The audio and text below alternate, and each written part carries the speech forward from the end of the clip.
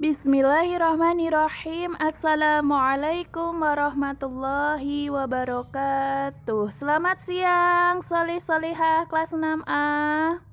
Masih tetap semangat ya.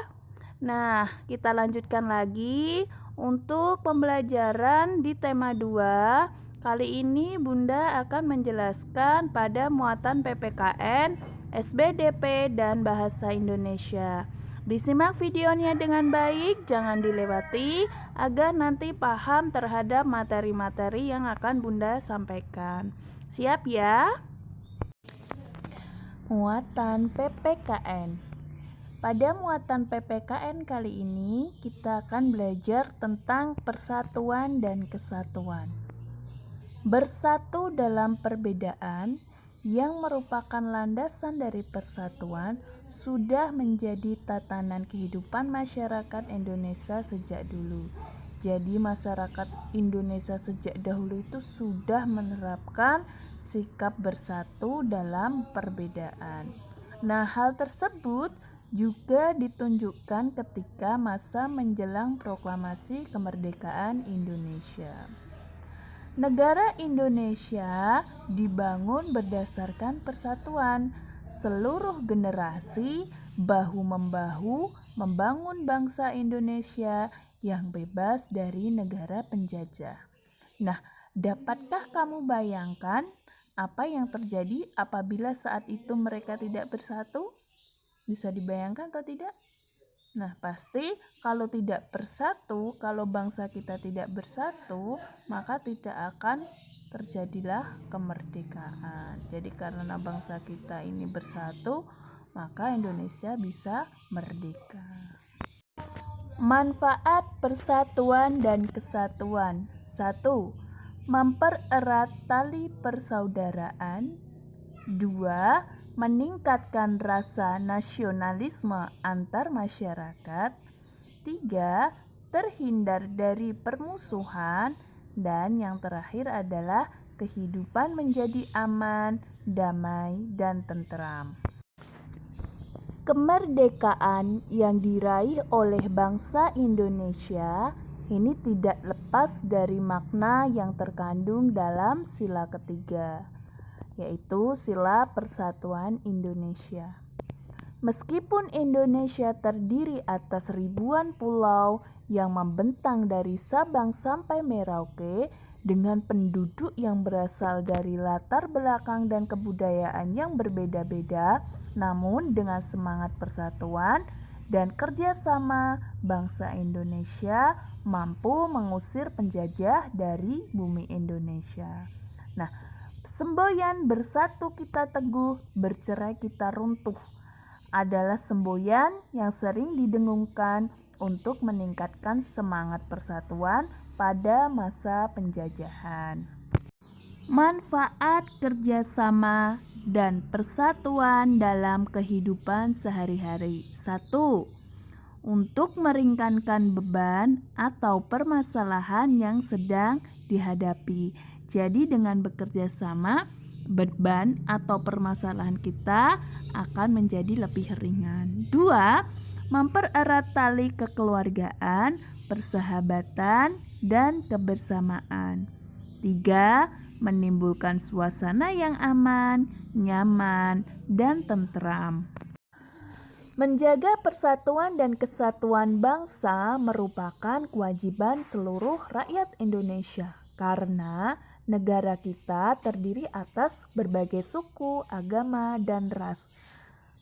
Kedua, persatuan dan kesatuan merupakan hal yang sangat penting, baik dalam rangka merebut, mempertahankan, maupun mengisi kemerdekaan.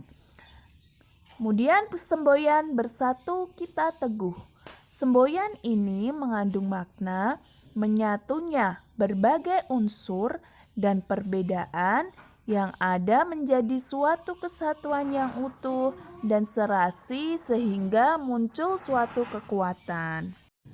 Contoh sikap yang mencerminkan persatuan dan kesatuan dalam kehidupan sehari-hari. Yang pertama adalah kerja bakti membersihkan sekolah. Kedua, menolong orang lain yang sedang kesusahan. 3. Menggalang dana bagi korban bencana alam. 4. Ikut gotong royong mendirikan rumah tetangga. Dan yang terakhir adalah melayat atau takziah apabila ada orang yang meninggal. Muatan SBDP. Pada muatan SBDP kali ini, kita akan belajar tentang tari kreasi. Dalam sebuah tari kreasi, seorang penari harus memperhatikan perpindahan, pergerakan, dan pergeseran posisi saat menari.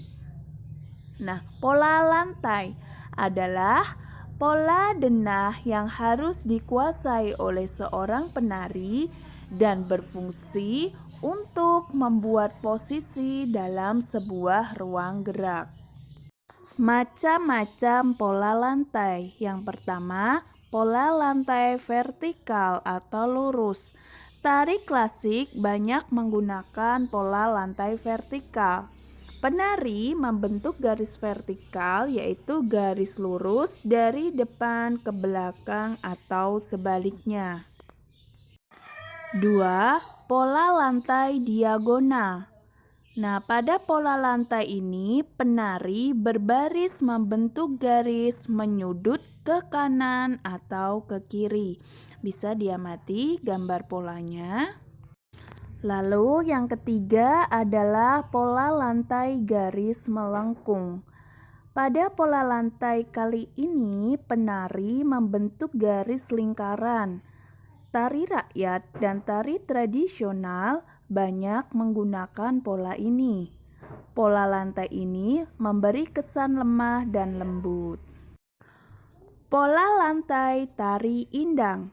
Pola lantai tari indang adalah horizontal lurus. Penari berbaris membentuk garis lurus ke samping. Tari indang berasal dari daerah Minangkabau, Sumatera Barat. Tari indang menyerupai tari saman yang berasal dari Aceh. Poster. Tujuan poster adalah menarik perhatian para pembaca dan menyampaikan pesan-pesan tertentu. Maka dengan adanya poster diharap dapat memengaruhi orang lain.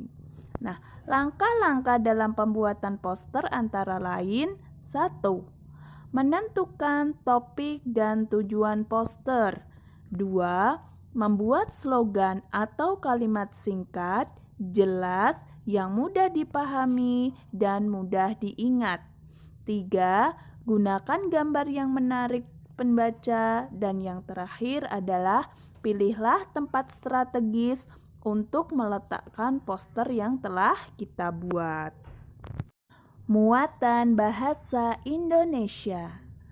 Pada materi kali ini kita akan belajar menggali informasi penting. Dalam menggali informasi penting dari sebuah bacaan atau sebuah teks sejarah, kita menggunakan konsep 5W1H. Nah, cara menyimpulkan beritanya antara lain: 1. Simaklah berita dengan sungguh-sungguh. 2. Catatlah gagasan pokok dari berita. 3. Simpulkan gagasan pokok tersebut. Nah, berikut penjelasan masing-masing unsur di dalam 5W1H. Yang pertama adalah what atau yang berarti apa, berkaitan dengan peristiwa yang terjadi. 2. Where atau di mana, berkaitan dengan tempat di mana peristiwa terjadi. 3. When atau kapan. Nah, berkaitan dengan waktu peristiwa terjadi. 4. Who atau siapa. Nah, ini berkaitan dengan pelaku peristiwa. Yang kelima, why atau mengapa. Ini berkaitan dengan latar belakang terjadinya peristiwa.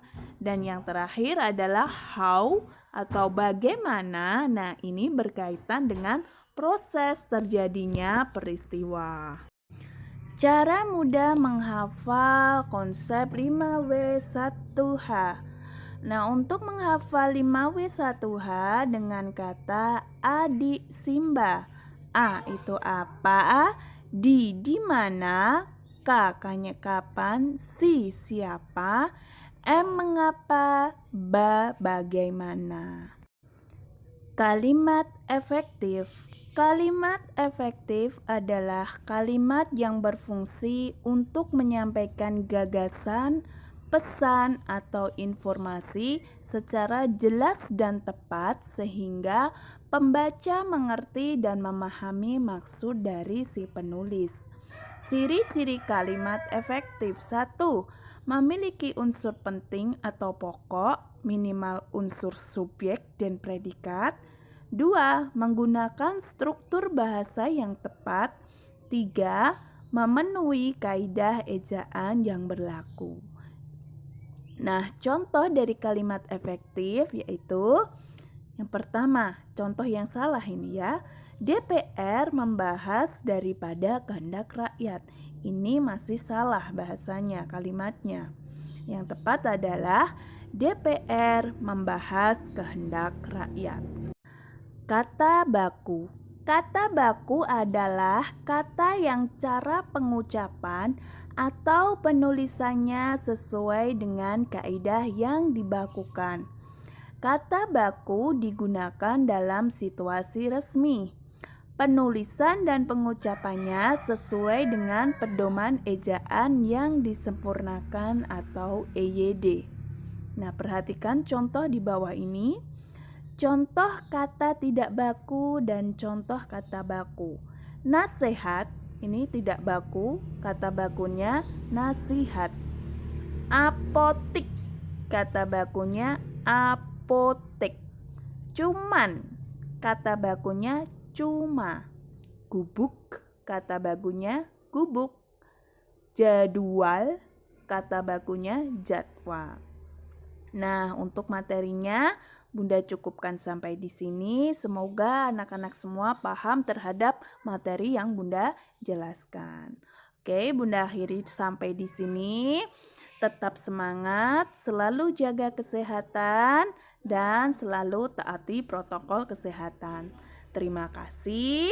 Wassalamualaikum warahmatullahi wabarakatuh.